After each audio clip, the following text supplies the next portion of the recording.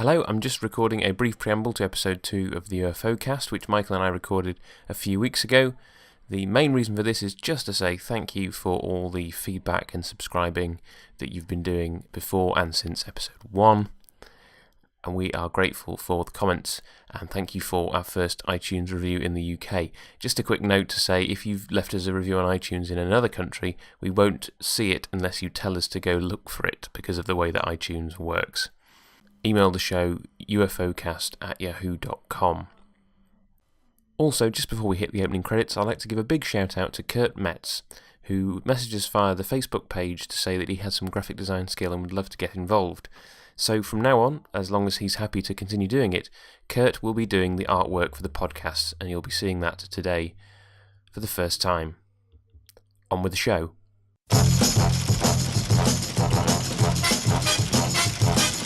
Hello and welcome to the second episode of the UFOcast. I'm Michael. And I'm Luke. Today we're going to be talking about something to do with the computer. No, I did call it the computer affair, but as it was so eloquently pointed out via text message this morning, it's just called Computer Affair. It's episode 2 in our listening order, our watching order, of UFO, Jerry Anderson's Uber work, and today we're going to be chatting about it. So, I've got some notes. Have you? No. Because I don't make notes. I just watch, and hopefully I will remember stuff. And then we finish recording, and I go, oh, we should have talked about that. So maybe in upcoming weeks I will make some notes. But for now, I will be guided by what notes you've taken. So hopefully we'll go through the episode roughly in order, and I will chip in with my thoughts. And if any of the things I want to talk about come up, I will jump in. You see, I'm new to UFO. I had watched it when I was about 8 and it was broadcast on Tyne's TV. But to be honest, it's I'm definitely in the realm of the memory cheats. I so am. So I'm watching this going, I don't remember any of this. Also, the film Doppelganger, Journey to the Far Side of the Sun, used to be on around the same time when I was a kid growing up. And I've mixed up bits of that with UFO and all sorts, and I also had the 1970s annual. So really, I am coming to this kind of afresh. So I'm experiencing this as if it's on now, which, to be fair, is kind of cool. Also, I did a bit of a search on YouTube, and I found a few things. I found a making-of documentary published by Fanderson, which is available. So I'm definitely in the process of watching that. So if any of the listeners are interested in the waffle that we talk about, that's definitely something I'd point you in the direction of, because it won't cost you anything. But we are definitely here to talk about the computer affair. I'm sorry, computer affair. I will drop the, right? It's like the Pet Shop Boys. Ladies and gentlemen, Pet Shop Boys. Pet Shop Boys. Indeed, right. So you've got, now there's one thing that's in this version of Anderson which isn't in the previous. No, the other way around. Do you remember when you used to watch Murder, She Wrote? Bear with me, it makes sense. Right. And at the beginning, there would be like, on tonight's episode. American dramas used to do it all the time. And you'd sit there going, right, I've now seen the episode. What's the point? Like a pre-cap. That's what we call them in our house. It's basically tonight on. Now, you get that with modern daytime TV a lot these days, like documentaries and stuff. But old-fashioned dramas used to have that. Thunderbirds were notorious for it. It was like they would do a bit of music, and they would do clips of all of the exciting adventures and the rescuers and stuff like that before the episode started. And as a kid, even when I was really small, it used to drive me mental, because you'd be going, right, I've sat down, I've got my crisps, I'm in my sleeping bag, it's Saturday morning, I'm in front of the TV, I'm watching this. That was far too much information. I'm going to watch this, and then they show you all the best bits. And it's like watching a trailer for a film immediately before watching a film, and you've already signed up to watch the film. Don't show me the trailer. So this is missing from UFO, and I'm eternally grateful. There isn't a tonight on this episode, which happened in lots and lots of the other Andersons. I think Stingray did it and a few others, but there was definitely Thunderbirds was the big perpetrator. So Thunderbirds was the big one, and I believe that Space 1999 did yes, as well. It so did, and it's a habit I'd like them to have got out of, because I remember when I watched Space 1999 on VHS, I used to fast forward through those bits, because it was like, no, I am going to watch this. Now, one thing that I am experiencing with UFO early on is it's a bit slow. Yes. Yes, it's a very slow-paced show, and you have to get yourself into that mindset of this is the speed of telly. And it's interesting as well that somebody was pointing this out in relation to the new Star Trek. I mean, obviously, it doesn't need to fit in with commercial breaks and stuff because it's on Netflix and CBS. But it's the equivalent of an hour show these days, and it's like 38 minutes long because you've got 22 minutes of adverts now in an hour's slot. Whereas UFO filled the same hour slot on independent TV, but it's 50 minutes long when you take out the advert breaks, and it's just again a sign of the times, really, that something made back then, you got a lot more program for your hour slot. But having said that, the pace of TV means that you probably still get more packed into your 38 minutes today than you do in an episode of UFO. Without question. And I know we said last time that it's always going to be of its time. Let's face it, we've got to cast our minds back. This is a program from 1970. All right, it's new to me, and I'm watching it and I'm going, yeah, this is great, fantastic, which, I am. I am here to praise it, not to bury it. That's fair enough. But it is, we're not going to dance around and go, oh, it's all fabulous. It's got its flaws. And considering this is the second story to be made, then the flaws are still going to be on display. I mean, let's face it, nothing's perfect early on anyway. So I'm fine. But you know what? So can I take it that you weren't a particular fan of this episode? Well, you know what? I was finding it a bit of a drag. And it wasn't until I watched it again, because I have watched it more than once, because that's the kind of guy I am. And I watched it and it was like, oh yeah, actually, it was fine. I let it wash over me. Because, when when you happen to be at film school, because we both did, and they do the whole show, don't tell.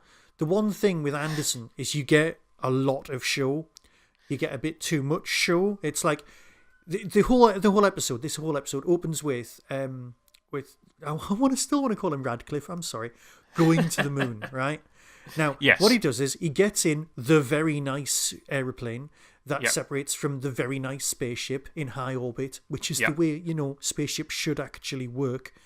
And then once it separates off, it travels through space really slowly and then orbits the moon slowly and then goes vertical for no reason and then lands. Yes. Right.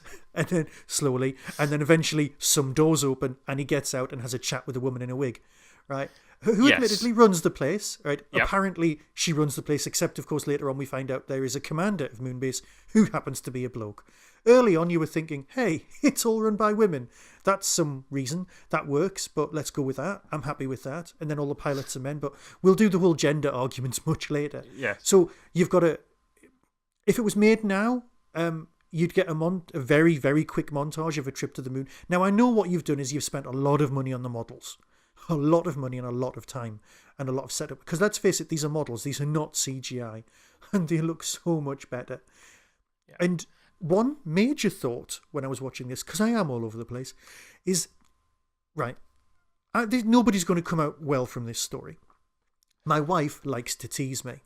She teases me on one specific article of faith, something that dominates my entire worldview. I believe we landed on the moon in 1969. She likes to mess with my head because she's a perfectly well-balanced person who believes perfectly reasonable things and in science and everything. She believes we didn't land on the moon in 1969. She believes we landed in 1970. Right? She's not arguing that we've not been to the moon. Right. She also thinks we kept going to the moon in the 80s, but I think that's during a particularly large wind-up session. Right, because she knows it really. I've got no sense of humour when it comes to this. So basically, what you're saying is that your wife buys into the conspiracy theory as far as 1969 goes. Yeah. In terms of they needed to fulfill. They needed to get there while Kennedy said by the end of this decade. They had 6 months left to spend, and they went, sod it, let's just pretend, right? And looking at these models, you could see that they could have managed it because the model work on this is exemplary. We were looking at dodgy foam monsters in Doctor Who, right? Similar time, you've got John Pertwee with a bunch of glove puppets being dinosaur invasions, and you take it up against something that looks as glorious as this, and you think, how come Doctor Who comes out better? Now, I know there's a whole different argument for a different time on that one, and I know we'll be covering that over the next year. Trust us, we will. But the model work here is glorious. The moonscape, you could see how they could fake it. Film that with a really crappy black and white camera rather than in 35mm film.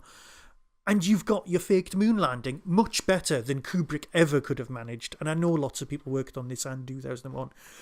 But you know what I mean. Can you see my argument? I'm sitting there going, God, she could be right. And then I start doubting myself. No. So my wife really does like to wind me up. She's not right. Yes. I think the reason that I don't believe in these silly conspiracy theories is just the number of cock-ups that governments make over trivial things. Oh, yeah. And the number of people that you'd have to keep quiet, it's just ridiculous. But yes, it's funny the different perspectives people have on these things. Me and you are completely on the same page. Yeah. She keeps going on about the size of the computers they had couldn't possibly have done it. And it's like, you don't need a computer. You just need someone who's really good at maths. Yes. Also, which we've seen in other films, but that's another story. Yes. And if there's a fascinating video on YouTube somewhere about the fact that they didn't have the technology to produce enough slow-mo, because the idea being that the astronauts on the moon is basically people on Earth slowed down. Okay. And they didn't have the technology to slow down an extended piece of footage. So basically, you couldn't have faked that bit in real time anyway. But we've got so far off track, haven't we? We so have, right. So you've got. But anyway, if I can come in on models. what you've been talking about, please interrupt. I mean, this is classic Anderson, really. Yeah. If you watch a Jerry Anderson show, the launch sequences of whatever craft we're talking about, whether it's Stingray, whether it's the Thunderbird craft, they're always majored upon in those first few episodes. And by the time you get to later episodes in the series, those sequences are edited down because you've seen the full thing at the beginning of the series, you know what's going on, and so they can show you a shortened version as shorthand. But it's still from the original footage because what they've done is they've just had to recreate it. So you're getting 4, 5 minutes, or in some cases 20 minutes of a program that already exists. So you have to create less program because skydiver taking off will always look like skydiver taking off. So you just have to dig out the old footage, put clips in, insert them, it's done. Buck Rogers in the 80s was appalling for that from the States. It was like there was only 4 shots they had of spaceships flying past, and they managed to make entire programs out of that. That's my overriding memory of that. So yeah, I can forgive them for that. It's a budgetary thing as well. Yeah, because there are, in almost every episode, there is episode specific special effects footage that they've shot. Without question, yes. You know that you're like, well, that shot there, that's their generic, as you say, skydiver taking off shot. That's the generic moon-based thing. But then there are always things that are telling the story this week that need to be shot this time, and so you can forgive the fact that they had to reuse footage as a matter of budget. Yeah, yeah. So you've got that. On the subject of which, apart from the fact that these models are gorgeous, right? They are truly gorgeous. You've got the live action versions of the models where you've got the cars, which I'm sure we didn't discuss last time. For the human set, they're so nice. Apparently, the shell of one's out there somewhere that needs a refit. But I just like the fact that everybody drives the same car. Yeah, completely. But then they refer to them as the Shadowmobile. The shadow car. Somebody's because we deal with this in the next episode. He's driving a shadow car, and you're like, "What? Everyone's driving the same car, and it's all bronze? Okay, that's fine." Yeah. But yeah, okay. So we'll admit there's padding. There'll always be padding. It's something we don't need to discuss anymore. Yeah. But one person's padding is another person's character development. Yes, that's true. Should we talk about what the episode is actually about? Well, we can, right? Okay, you've got the guy who goes to the moon, and we're only 15 minutes in, and we haven't done that. I'm so sorry. Never let me lead again. Right, It's fine. So we go to the moon, and on the moon there is an incident. A UFO passes. It's always a UFO, and it passes, and the interceptors go up, and something goes wrong. One of the interceptors ends up being a write-off. Somebody dies. UFO gets through and heads to Earth. And on Earth, oh yeah, very exciting, they decide to have, because it's just like real life, a bit of an investigation to find out what went wrong. Let's all rub our chins. Now, there's a lot of reports going to and from Earth. These days it would literally just be email. But if you want a report from Moonbase, you don't just get the report, you have to send someone up to collect it and have a chat. And which print I it out found on a bit paper. weird. And print it out on paper, which you've had to take to the moon in the first place and then bring home. That I do find a bit ludicrous. But, and they're all talking about, 20% more spares need to be kept on the moon. Oh, yeah, it's cutting edge. It's riveting stuff. The Straker decides to bring everyone back to Earth and give them a good old-fashioned interrogating. Now, everyone says they're frightened of Straker, but he doesn't exactly come across as a particularly frightening person. Or is that just me? I think he comes across as a very humorless person. That's true. And so you can't imagine going for a pint with him or being friends with him. There are episodes later in the series which do humanize him to a certain extent, but I think, and particularly with this episode being Computer Affair, the focus on computers and computers making decisions and people making decisions, that it's a deliberately the show is set up such that Freeman is the instinctual guy, and Straker is the kind of analytic, follow the computer kind of guy. And I can understand why people would be quite scared of that kind of person, because you can't reason with a computer, or there's no emotional context for that relationship. So I think on that level they might find him quite scary. And as we saw last week, he did give Ford a bit of a dressing down for messing up a very simple procedure. So when it comes to something where your actions have possibly led to the death of someone else, maybe you're going to be slightly worried when you get back to Earth that your boss is going to tear you off a strip. No, that makes absolute sense, I suppose, yeah.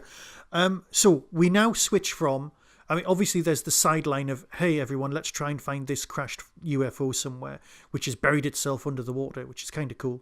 And it's a lovely effect. And it lands in the worst place imaginable, Canada. That's an actual line from the episode. Where's the UFO come down? It's come down in the worst place imaginable. What do you mean it's the worst place imaginable? That just made me laugh far too much. Yes. Hello to our Canadian friends. Indeed, yeah. I think the point of that was more that most of Canada is uninhabited wilderness. Which actually, from the point of view of the aliens, you're like, well, they're coming to Earth to steal organs. So why are they landing in uninhabited Canada? But that's clearly Canadian organs are of a higher quality. That must be. Perhaps that's why they land in England. We've got the National Health Service. Canada's got a pretty good health service, and they just want the organs of people who've been looked after. There we are. We've now explained so much. We have now explained it. No, not at all, really.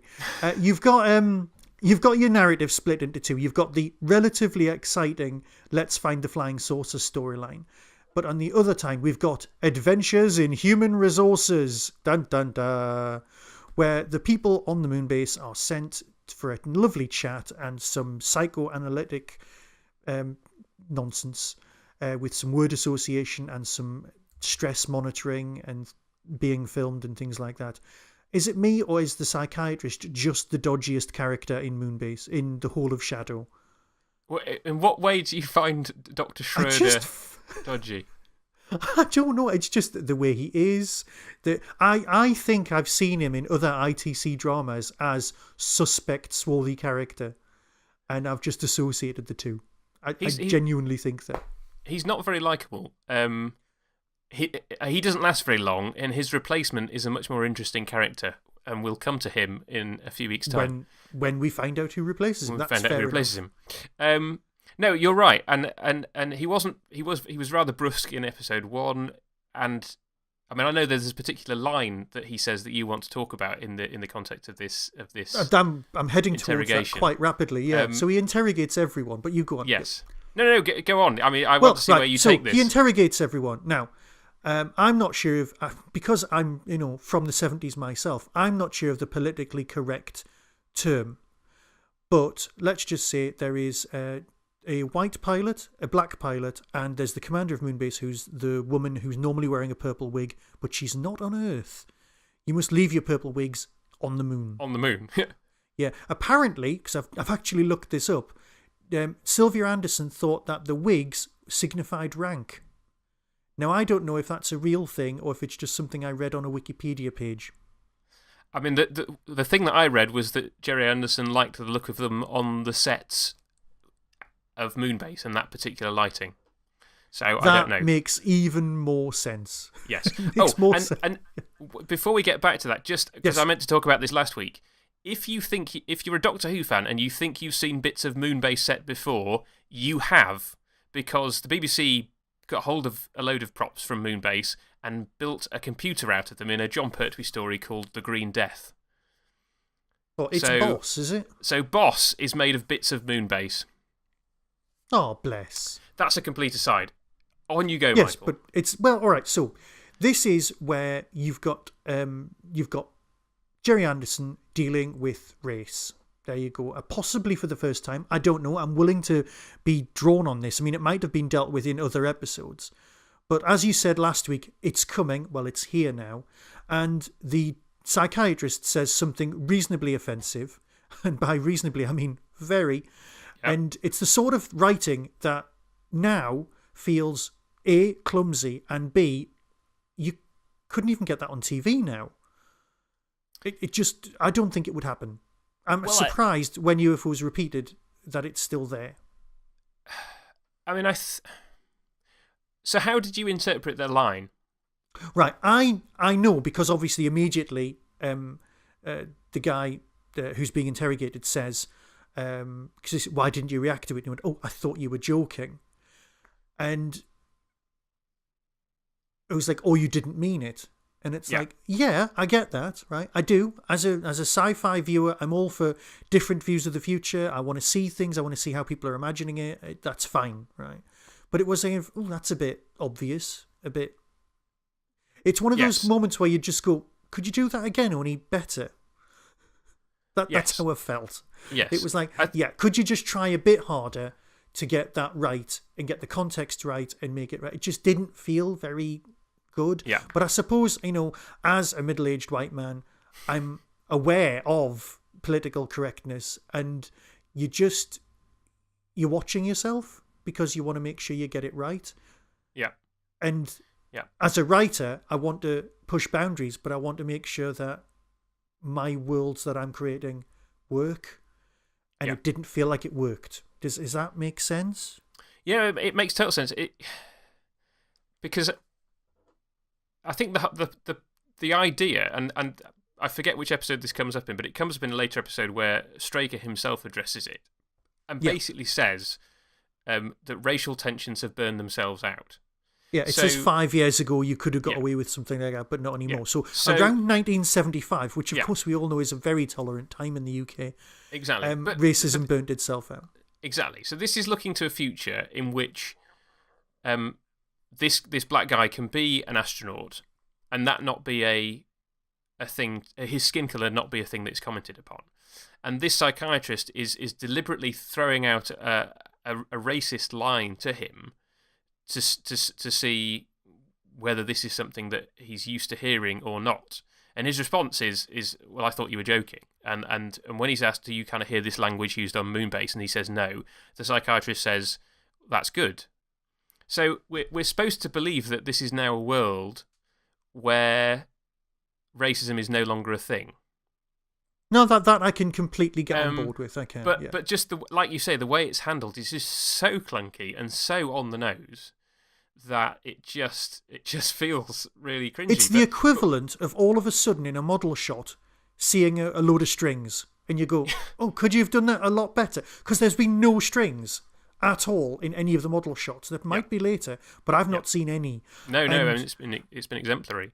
It's the model work's glorious, and I know that's kind of why I watched it in the first place as a kid, because I loved the ships and stuff. But now that from an adult point of view, and I'm watching this now, because apparently it was aimed at adults, which I didn't get at all at the time, and now I'm so seeing that, because I'm literally experiencing this for the first time. So yeah, that basically my complaint is, it was a point that needed to be made.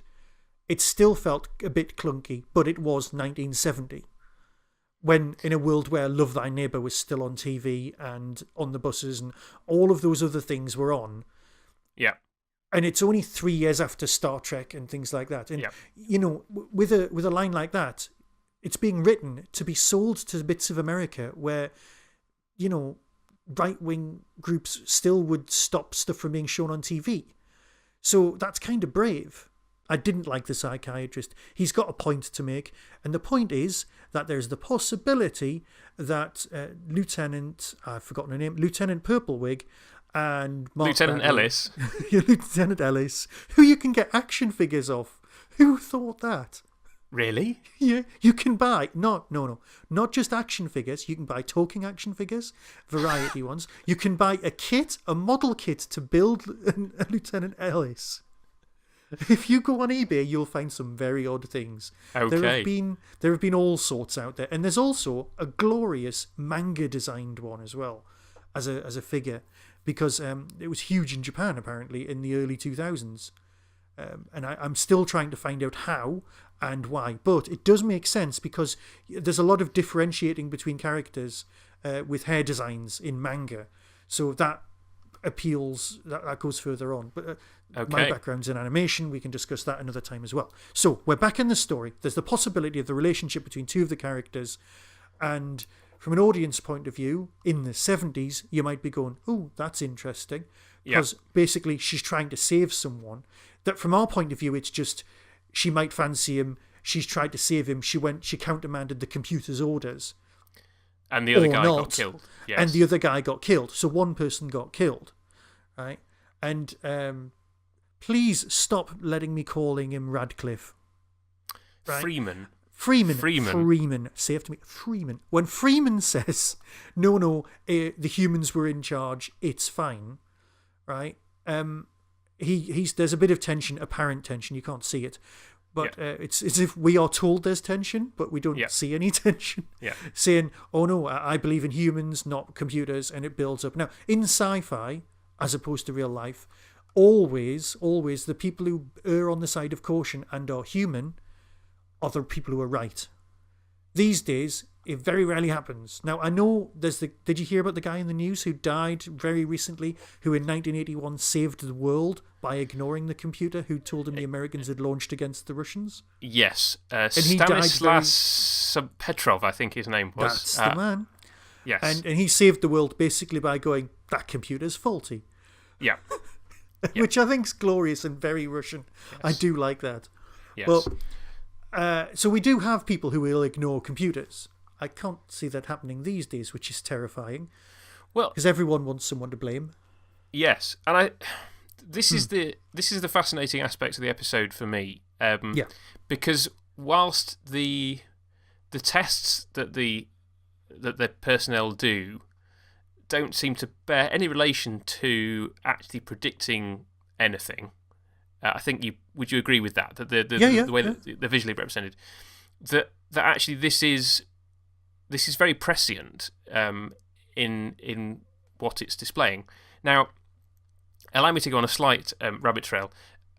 My job is as a video editor and filmer, and I can't go into too many specifics because I'd be betraying client confidentiality. But in the last few years, I have done quite a bit of work in the area of forensic risk assessment.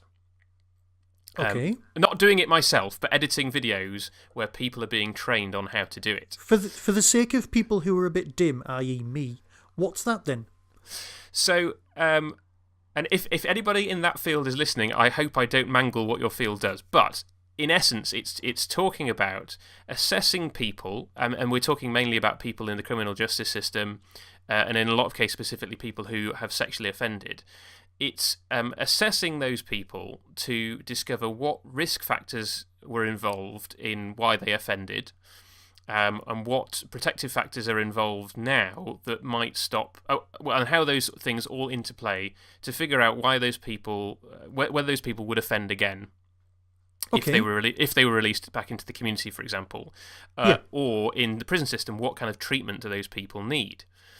And it's part of doing these trainings has been hearing about the history of that field and how they have moved away from clinical judgment, where it was basically a psychiatrist or any kind of professional basically making a judgment, right? Yeah. And there would be no justification for that. They would just be like, well, this is my clinical opinion as a clinician, believe me.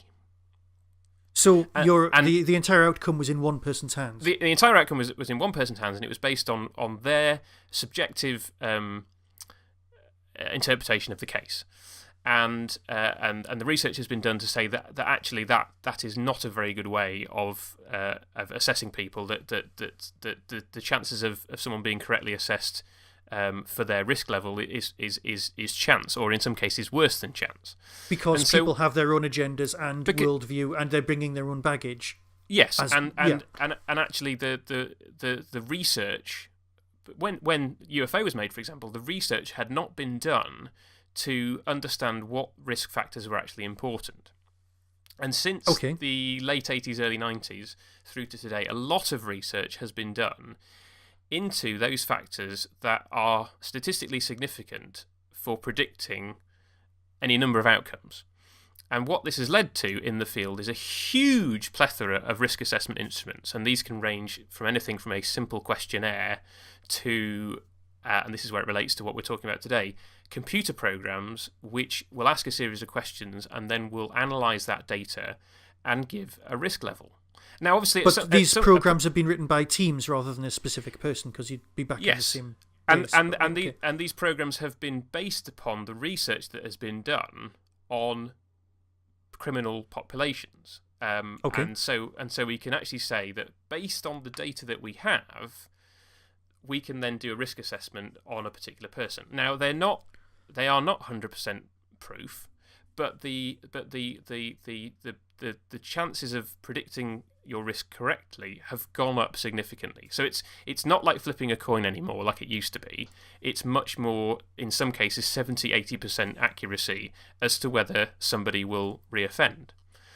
And so it's fascinating to me watching this episode, having been doing a lot of that work, to see a prediction of a future where these methods could be put into place, where the data could be collected and a prediction could be made as to what was going on.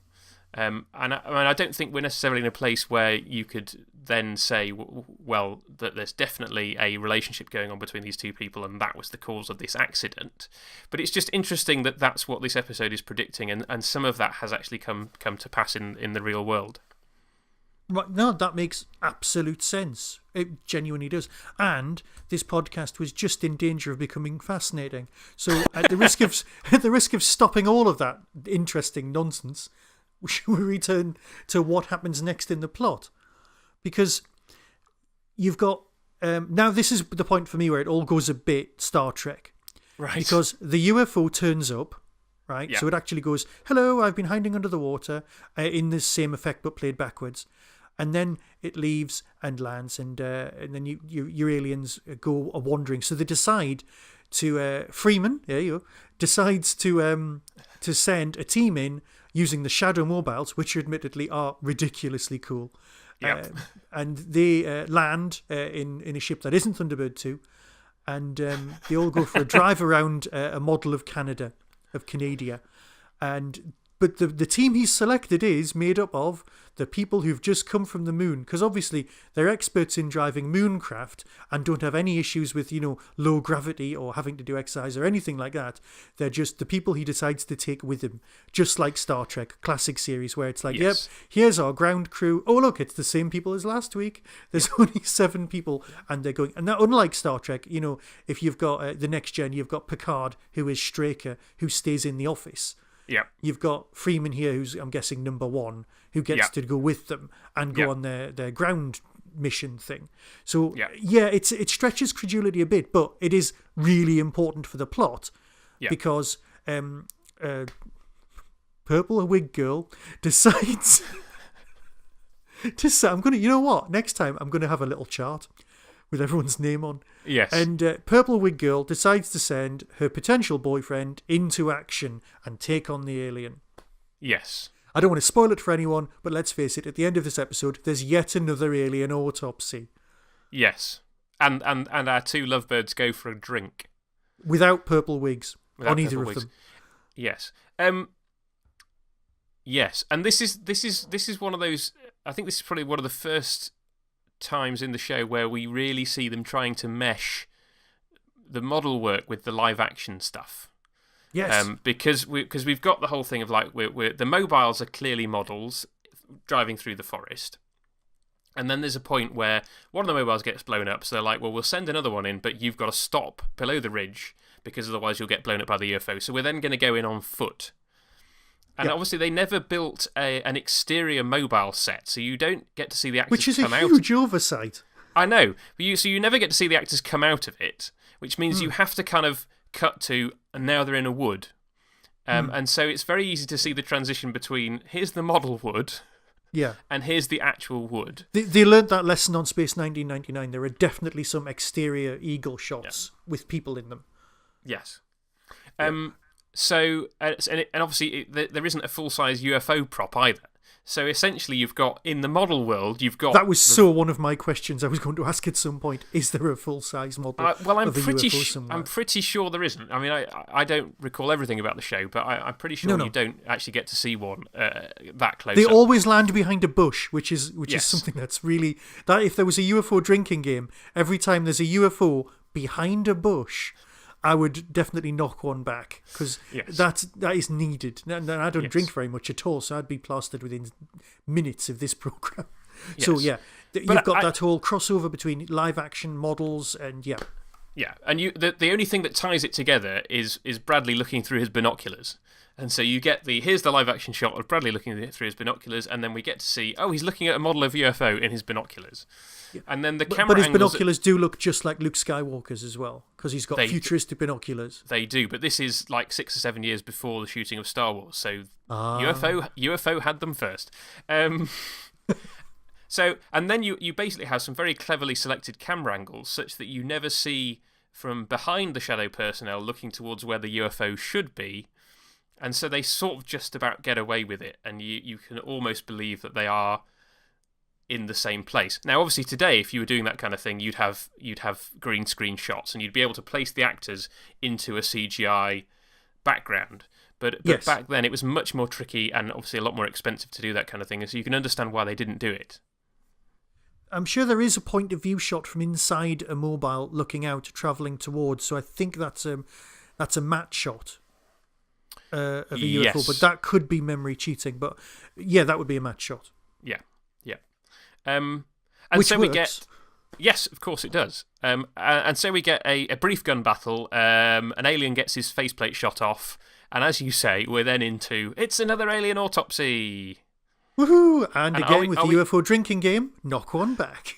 And are we going to learn anything different from what we learned last week? No. It's a no, isn't it? Yep, it's a no. No. What we do learn is that Straker is prepared to inject an alien with a truth drug, knowing that it might kill him. But he's willing to take that responsibility. Grrr. Yes, I'm willing to take that responsibility, and so the alien screams and dies. At no point have they thought, let's make a load of the special liquid that they seem to breathe and create some sort of vat, which I'm sure is what they do in Torchwood, so that when they got a prisoner, they could put a prisoner in somewhere where they could survive. Yes. Yeah. So doesn't he scream pointlessly? Yes, and then die? Screams pointlessly. And there's the whole thing during Straker's interrogation where he doesn't even establish whether the alien can speak English. He establishes that the alien can hear by making a sudden noise, but he doesn't establish that the alien can speak English. So the idea that this truth drug, even once administered, is going to elicit some useful the ability information. to hear an alien language. Yeah. Yes. Yeah. So yes, it's a bit. Yeah, it's a bit obsessive of Straker, I think. Where Straker's interrogating, he hasn't even bothered turning up to the office. He phones it in. He literally interrogates someone over Skype. He's got a TV screen with his face on. I think that's next week's episode. That's next week. Yeah, sorry, he can't even be bothered to turn up to the torturing. Yeah. No, that is next week, isn't it? It's so next week's episode. But yeah, he interrogates someone over Skype, which is obviously a very important technique that has been used in Guantanamo Bay, apparently. Yeah. Yes, but in this future, episode, Skype only works with black and white TVs. That is true, but that's another story for another time. Actually, they are all using that. Let's discuss that technology next time. Yes. What we need to discuss is the fact that this episode, people think of it, it's the race one. Yeah, it is, but it's also episode 2, and you're still establishing who everyone is. Yeah. Now, can we briefly talk about dating? We can. I'm not very good at it, but no, not that. Not so. Now, I was only half paying attention at the very end of the episode, but I'm pretty certain that the bottle of wine that they have is a 1984 vintage. Right. Yeah, that's fine. Yeah. And okay. so we've skipped forward although the title sequence is still telling us every week that this is 1980. Yes, it's 1980, everybody. I'm pretty certain that they have a bottle of 1984 vintage. So that's another thing that completely screws up the timeline of UFO if you watch it in production order. Because it doesn't really make sense for this episode to happen straight away, because just simply according to the bottle of wine, it should be happening several years later. Is it, by any chance, and I am a massive apologist, I'm willing to try and make unit dating work. That's how bad I am. Is it not an 1884 bottle? I'd really have to go back and watch the episode again to see whether they spell out the full year. If anybody out there has bought the Blu-ray, you can have a look for us. Yes. Because we're going from the DVD. Well, but I think it's referred to in the dialogue, so even we would be able to go out and watch it and find out. I'll put my hands up and say I missed that one, so well done, Anderson, for getting that one past me. Yes. Do we have anything else to say about the episode before we go on to actors? Oh no, let's do the actors. Let's hit it, because right. I'm so up for that. Yeah. Well, so before we get into the Prisoner Watch and Who Watch. Prisoner Watch and Who Watch. Mm-hmm. Did you notice any dubbing going on in this episode? Oh, now I just thought it was my. No, you go on. I didn't. So, I'll put my hands up and say I didn't. Anybody who knows anything about the production of UFO, please get in touch and tell me if I'm correct about this. But in episode 1, and this is definitely true, the astronaut Lou Waterman, who is the sort of third wheel in this whole thing, he's the astronaut that survives who isn't anything to do with the love thing. He's the one who's just sent back to Moonbase and gone, off you go, yes. You've filled your bit of the plot, yep. I think he's an Australian or a Kiwi, so he definitely has an accent that's kind of somewhere down under, softened by being in the UK for a bit. Anyway, in episode 1, he was dubbed by Jeremy Wilkin, who we talked about last week. We did. Is the skydiver dude who played Virgil in Thunderbirds, the later bit of Thunderbirds. And I have no idea why, but I was watching the episode and I go, why do you have a different voice? That's not your voice. And then in this episode, he's got his normal voice. Yes. And then in this episode, the Interceptor pilot who dies, I'm almost certain he's being dubbed by a different actor as well. And that in episode 1, we heard his real voice. Not only does the guy die, but he doesn't even get to die using his own voice. No, and please, if anybody knows that this is the case, and I'm almost certain he's been dubbed by Gary Files. We talked about Gary Files last week, who was the guy who played Captain Magenta and Captain Scarlet, and who appears briefly with his back to the camera in Identified, which we talked about last time. Does that even count? Well, I don't know. I'm almost certain it's him dubbing this astronaut. And it's funny, actually, because the title sequence is made from clips of these first 3 episodes. The clip of him just before he dies is in the title sequence every week. Poor chap. Now, was that a buyout, or does he get paid an appearance fee? I'd say that would be a buyout. I have no idea. If you're going to appear in the opening titles, it would have to be a buyout, just for...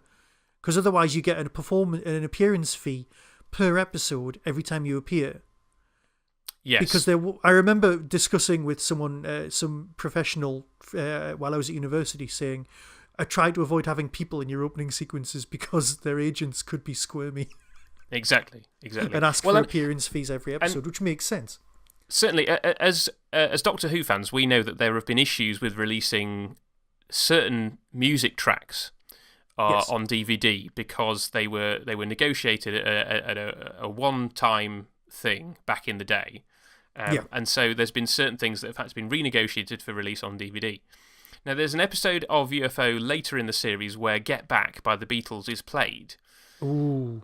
But it was negotiated at the time that this would be able to be released in the future. Lou Grade was clearly a far-sighted chap.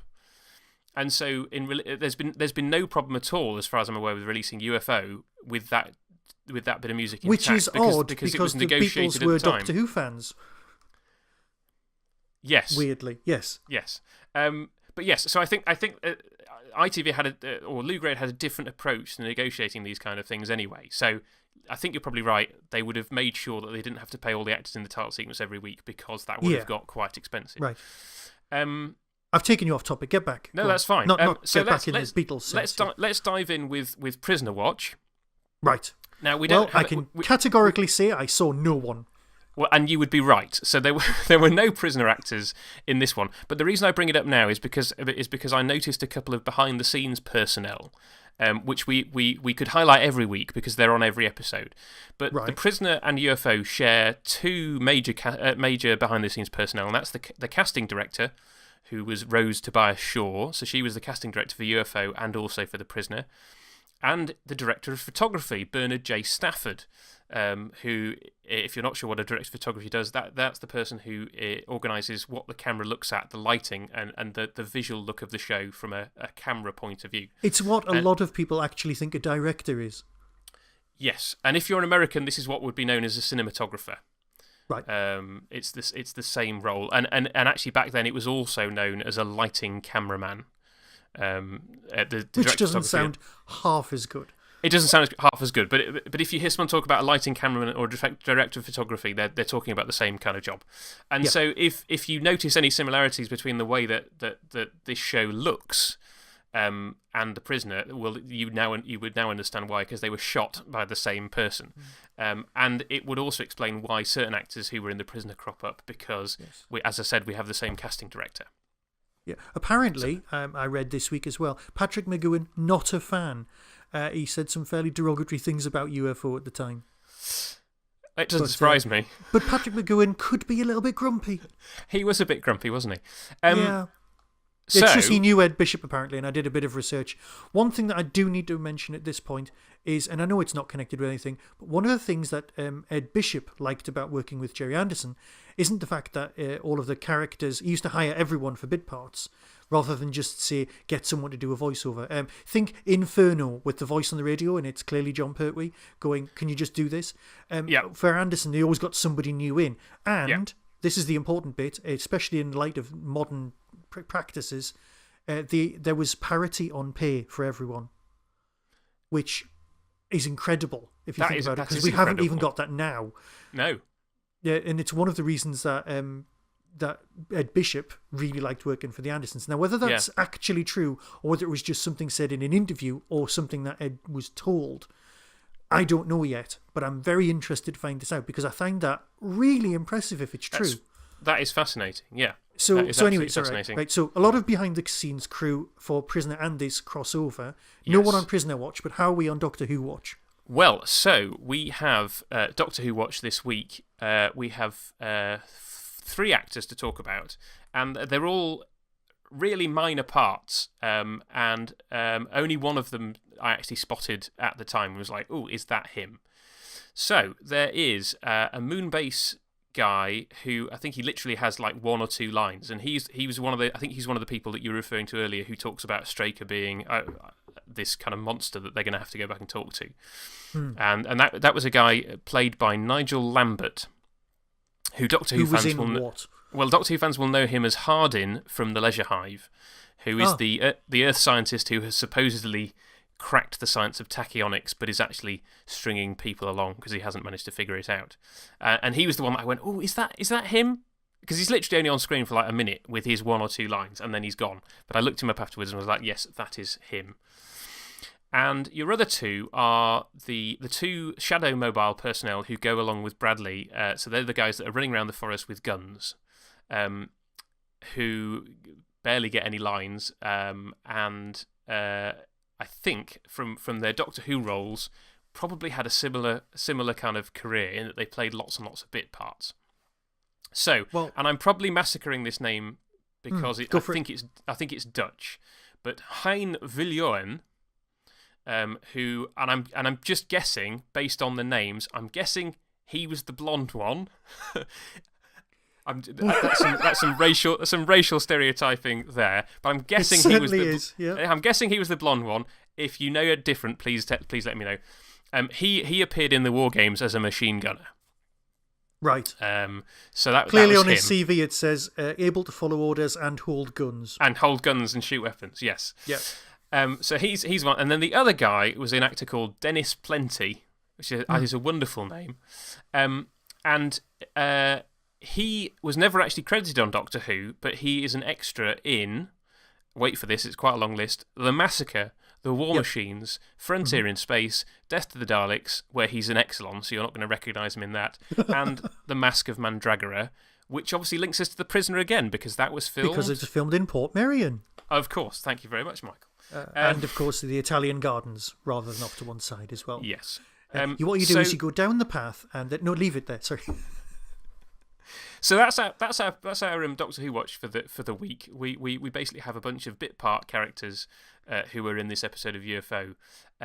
Sorry if you were expecting anything a little bit more exciting, but that is Doctor Who watch for the week. And you know what? I think that's brought us to the end of this particular episode of the UFOcast.